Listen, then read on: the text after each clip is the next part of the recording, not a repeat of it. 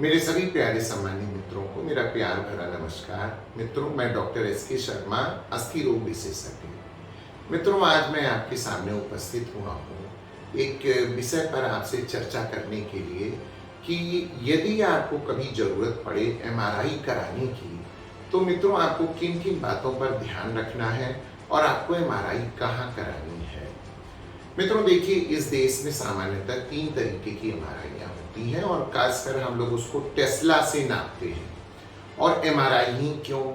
जिस तरीके से मित्रों सीटी स्कैन जो होती है वो हमारे हड्डियों की जानकारी बहुत अच्छे से देती है, ठीक है एमआरआई हमारे सॉफ्ट टिश्यू मतलब जो भी हमारे मुलायम अंग हैं उनकी जानकारी देने के लिए एमआरआई बहुत स्पेसिफिक होती है।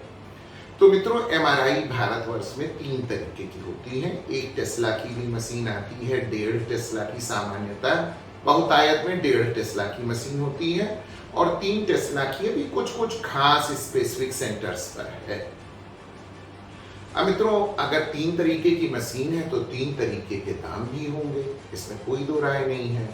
सबसे बड़ी चीज होती है किसी भी एमआरआई की रिपोर्टिंग बड़ा मायने रखता है कि उसको किस रेडियोलॉजिस्ट ने किया है, एमआरआई की स्लाइड किस टेक्नीशियन ने निकाला है। तो इन सब चीजों को मिला जुला करके एक एमआरआई अपने आप में बहुत कुछ कह जाती है। तो मित्रों, मैं सबसे पहले बताऊंगा कि आपको यदि किसी अंग की एमआरआई करानी है तो कितना टेस्ला सबसे स्पेसिफिक होगा। अस्थि रोग विभाग में मित्रों सबसे ज्यादा जरूरी का काम होता है जो हम लोग बहुतायत में एमआरआई कराते हैं, जैसे रीढ़ की एमआरआई यदि सियाटिका हो जाए, घुटनों की एमआरआई यदि हमें एसीएल, पीसीएल, मेनिस्कस या एलसीएल, एमसीएल की लिगामेंटस इंजरी के कारण हमको उसे जांचने देखने की जरूरत पड़ती है, या हम लोग कई बार कंधे की या स्पेसिफिक कहीं की भी किसी बोन की ऑस्टियोमाइलाइटिस हो गई। मान लीजिए जैसे कोई छोटा बच्चा है और पेन बहुत ज़्यादा है मगर पता नहीं चलता है कि आखिरकार इसमें है क्या, तो कई बार हम लोग उसकी एमआरआई घुटनों की भी करा सकते हैं, कोहनी की भी।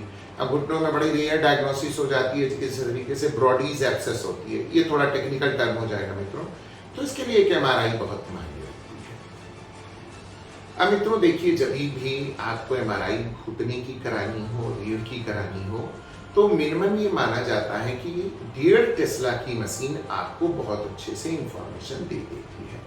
कारण 1.5 टेस्ला मशीन बहुत ज़्यादा नॉइस प्रोड्यूस नहीं करती है। अच्छा मित्रों, नॉइस प्रोड्यूस का मतलब ये होता है कि यदि 1 टेस्ला की मशीन है या उससे कम भी टेस्ला की मशीन है, तो एग्जाम्पल के तौर पर यही मानिए, अगर एक सीसीटीवी से ही अगर एक अच्छी हाई डेंसिटी चीज है तो ये मानकर चलिए आपकी फोटो बहुत शानदार आएगी, आप व्यक्ति विशेष को पहचान सकते हैं कि फला व्यक्ति कौन है। और यदि उसकी डेंसिटी कम होगी तो आप पहचान नहीं सकते हैं कि आखिरकार ये किसकी फोटो है। सेम घटना मित्रों टेस्ला के साथ भी मायने रखती है। मतलब जैसे कैमरे को पिक्सल में नापा जाता, कितने मेगापिक्सल का कैमरा है, तो एमआरआई को टेस्ला, क्योंकि ये मैग्नेटिक होती है, क्योंकि एमआरआई का फुल फॉर्म ही है मैग्नेटिक रेजोनेंस इमेजिंग होती है। तो मित्रों, अगर घुटने की एमआरआई करा रहे हैं, कंधे की करा रहे हैं, आप अपनी रीढ़ की एमआरआई करा रहे हैं, तो 1.5 टेस्ला की मशीन बहुत मायने रखती है। और मित्रों 1.5 टेस्ला से नीचे की मशीन मुझे लगता है कोई इंफॉर्मेशन नहीं दे पाएगी।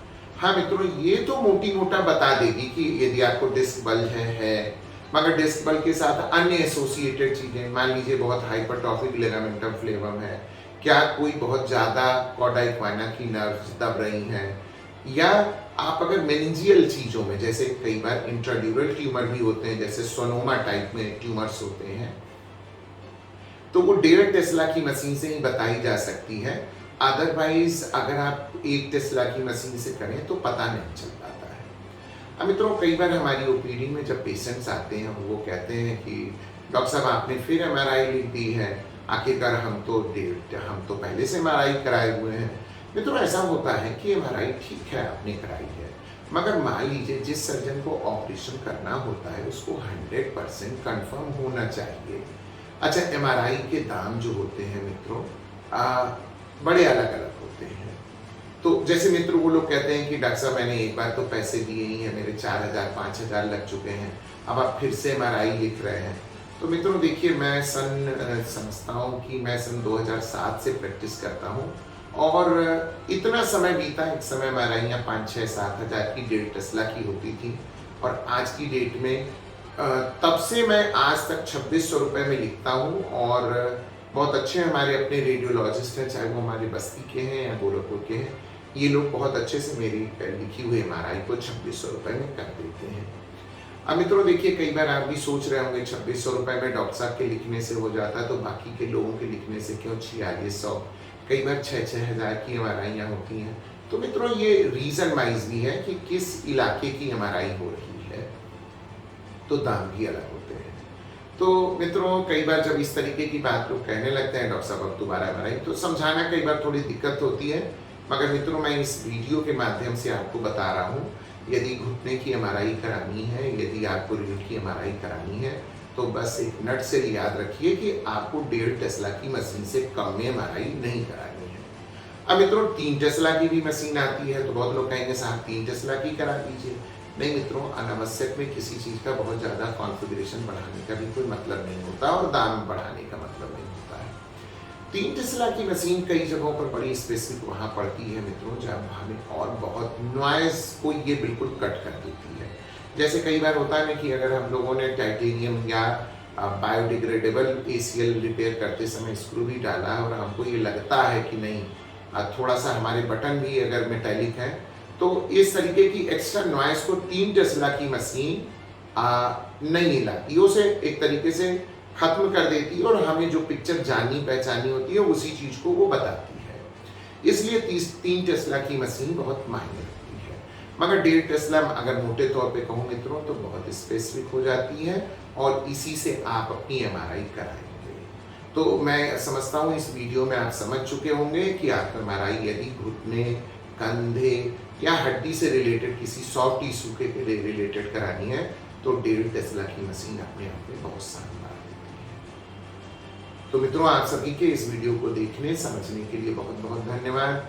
मैं डॉक्टर SK शर्मा, अस्थि रोग विशेषज्ञ। नमस्ते।